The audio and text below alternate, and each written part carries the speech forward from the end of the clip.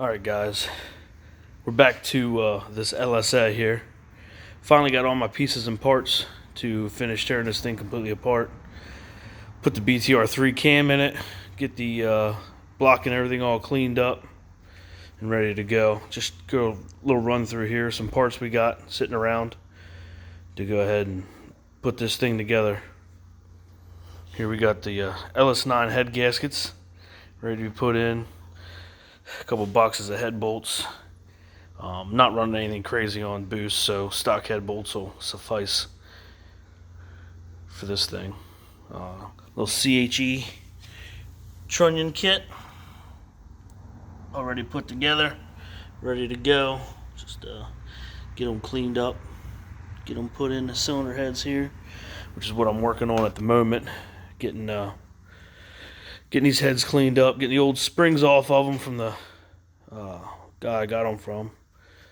Just changing all the springs out, pulling the valves out of everything, getting everything all good and cleaned up, ready to go back together. Got one head ready to go already. Hatton's over here.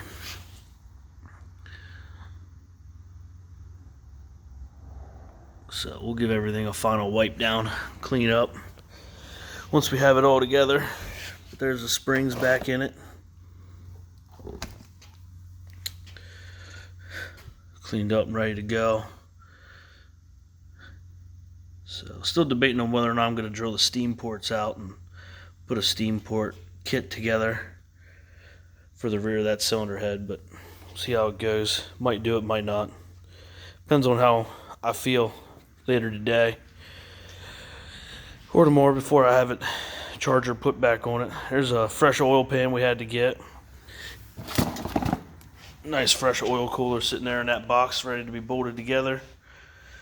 Once we get the block ready, there's a BTR3 cam we're going to put in it. That was originally out of the other motor. Took a couple small nicks in one of the lobes, but nothing major. You can just barely feel it. So we're going to take a little bit of sandpaper and clean that up, get that ready to roll. Here's the heads that came off my motor. One good head. Anybody out there in the LSA world needs one cylinder head, I got you. So get this one cleaned up, all the old springs off the original heads. There's the springs that the heads came with, same springs, just a little bit different retainer and keepers. So, but we're going to put my original ones on, that way I don't have to worry about any miscellaneous valve train issues.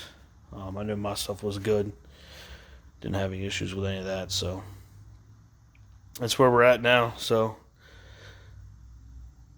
a little bit more here, get this other head cleaned up, and then we'll move over to the block, get it disassembled, get the cam in it, get this thing ready to drop in tonight. Stay tuned.